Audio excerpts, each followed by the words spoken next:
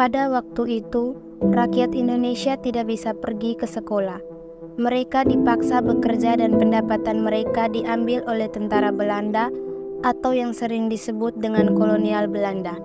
Rakyat jelata yang menentang aturan kolonial Belanda akan disiksa, dibunuh, bahkan dibakar rumahnya. Penderitaan masyarakat Indonesia benar-benar tragis saat itu. Para kolonial Belanda terlalu kejam. Suasana rakyat jelata sedang bekerja di kebun. 3 orang dari rakyat jelata yang sedang bekerja di kebun dengan sembunyi-sembunyi dari pengawasan kolonial Belanda untuk pergi beristirahat. Aduh, panas sekali. Aku haus. Yantis, Ria, kita istirahat sebentar yuk. Kita sudah seharian bekerja tanpa istirahat. Tapi nanti kolonial tahu kita istirahat, kita akan dipukul dan disiksa. Mereka tidak terlihat kok. Kita istirahat di sana yuk. Kemarilah.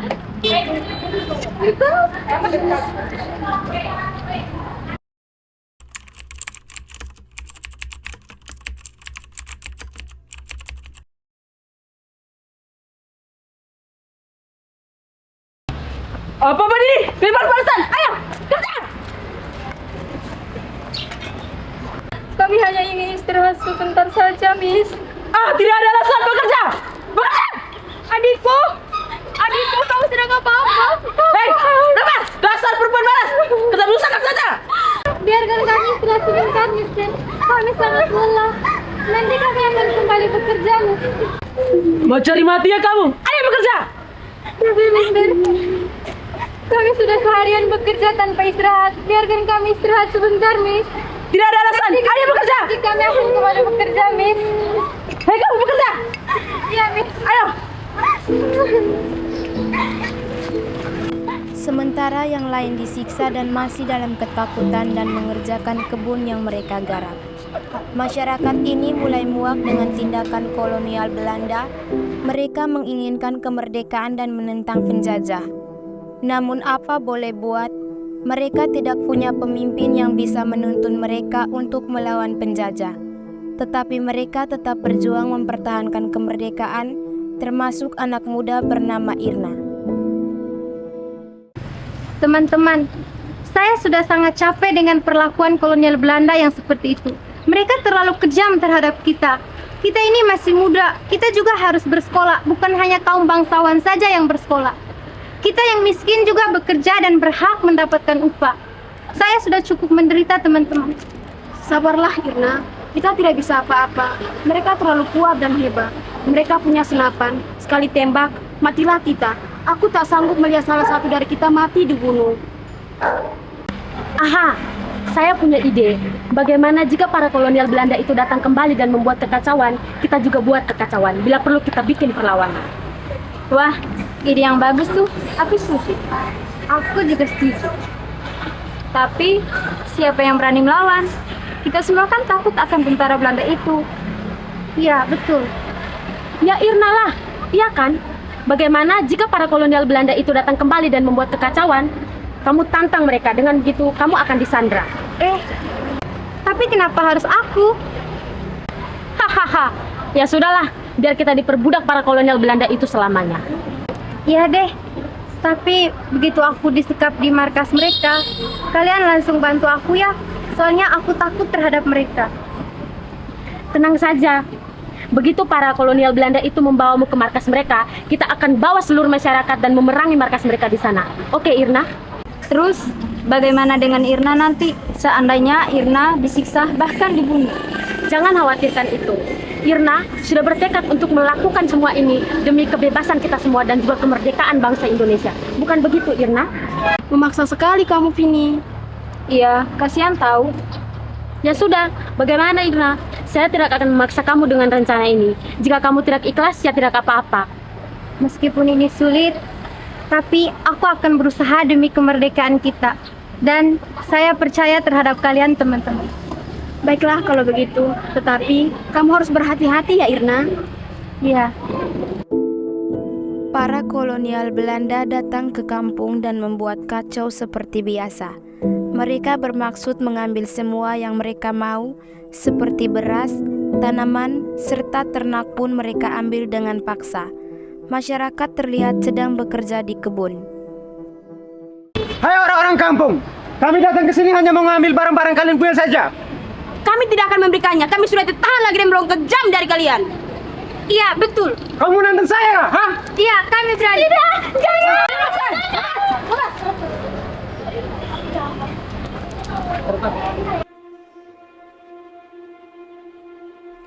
Raden Ajeng Kartini adalah seorang wanita bangsawan Jawa, putri dari Raden Mas Adipati Aryo Sosroningrat, Bupati Jepara, Jawa Tengah. Beliau prihatin melihat penderitaan masyarakat setiap harinya. Hati beliau tersentuh. Kartini ingin wanita memiliki kebebasan menuntut ilmu. Kartini dilarang ayahnya untuk sekolah, sebagaimana adat Jawa pada waktu itu masih membedakan antara kaum perempuan dengan kaum laki-laki. Tetapi tekad Kartini untuk memajukan orang Indonesia sangat kuat waktu itu. Karena tekadnya yang sudah bulat untuk memajukan bangsa Indonesia, Kartini pun memutuskan untuk mengajar orang-orang desa tersebut. Suasana Kartini sedang mengajari murid-murid perempuan membaca. Setelah murid-muridnya pulang, Kartini pun beranjak pulang ke rumahnya. Sementara ayah dan ibu Kartini menunggu kedatangan Kartini di ruang tamu. Kartini menghampiri ayah dan ibunya sambil berlutut di depan ayah ibu dan memberikan salam.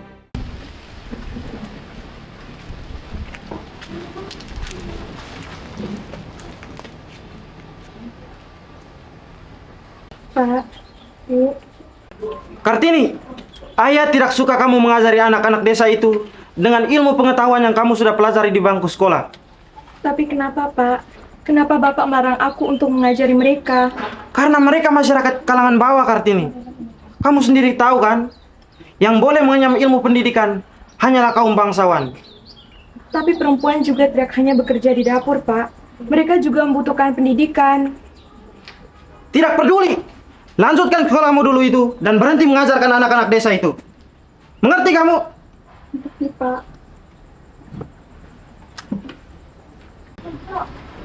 Bangunlah, Nak. Kamu tidak seharusnya seperti ini. Ibu yakin kamu adalah wanita yang kuat yang akan memperjuangkan keadilan. Iya, Bu.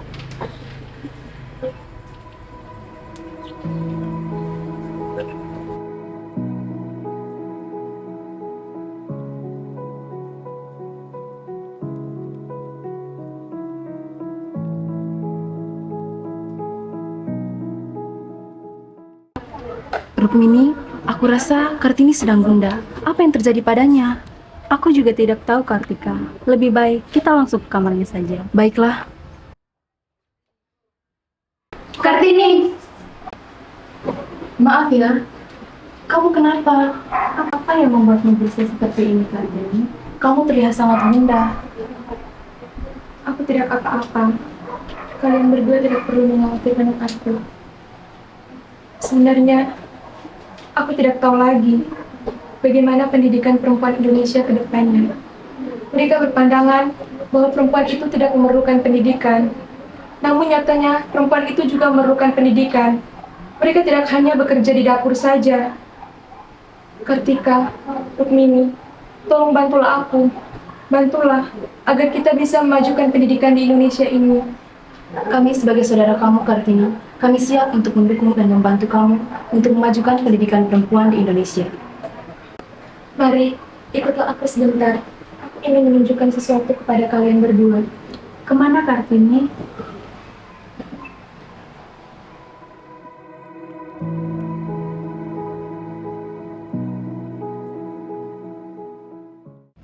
Kartika, Rukmini, aku akan menunjukkan buku ini kepada kalian. Ini buku apa, Kartini?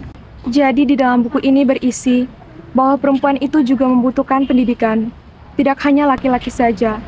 Namun sayang, orang-orang di sini itu berpendapat salah. Mereka berpendapat bahwa hanya laki-laki saja yang membutuhkan pendidikan. Kartika, Rukmini, bantulah aku agar kita bisa memajukan pendidikan di Indonesia. Tenang saja, Kartini. Kami selalu ada di belakangmu untuk memajukan pendidikan perempuan di Indonesia.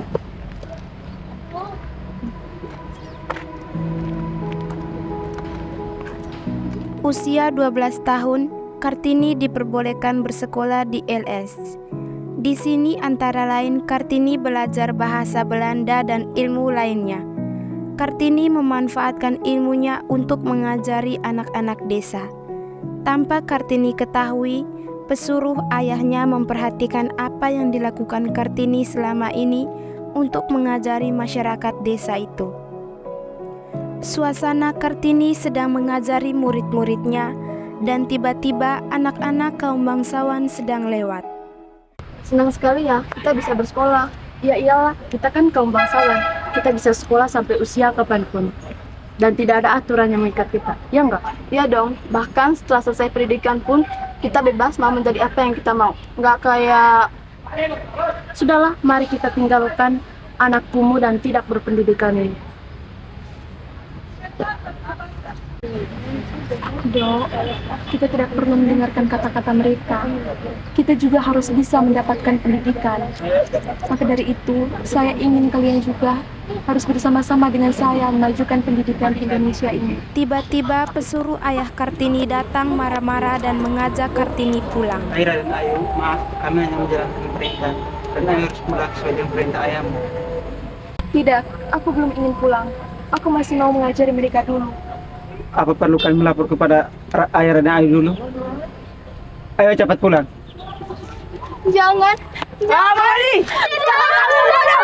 Apakah Raden Ayu tahu Raden Ayu sudah melanggar adat sini mengajak anak desa? Lepaskan mereka. Lepaskan mereka. Aku akan pulang tapi jangan kau menyakiti mereka. Aku mohon lepaskan mereka. Bagus. Hingga pada saat itu, Kartini merasa sedih dengan peraturan atau adat berlaku di tempat itu. Kesedihan itu terlihat dari raut wajah Kartini yang tampak sendu. Setelah Kartini menyelesaikan pendidikannya di Euphrasie Legere School, Kartini bertekad menantang kolonial Belanda yang bernama Van der Burg agar tekadnya untuk memberikan hak yang layak untuk rakyat Indonesia, termasuk kaum wanita dalam hal pendidikan. Terlihat Van der Burg sedang menikmati suasana pagi dan tiba-tiba salah satu prajuritnya menghampiri dan memberikan surat dari Kartini. Indah sekali negeri ini. Tidak salah, para pendulu menyebut negeri ini surganya rampa-rampa. Tapi sayang, orang-orangnya katrak dan bodoh semua.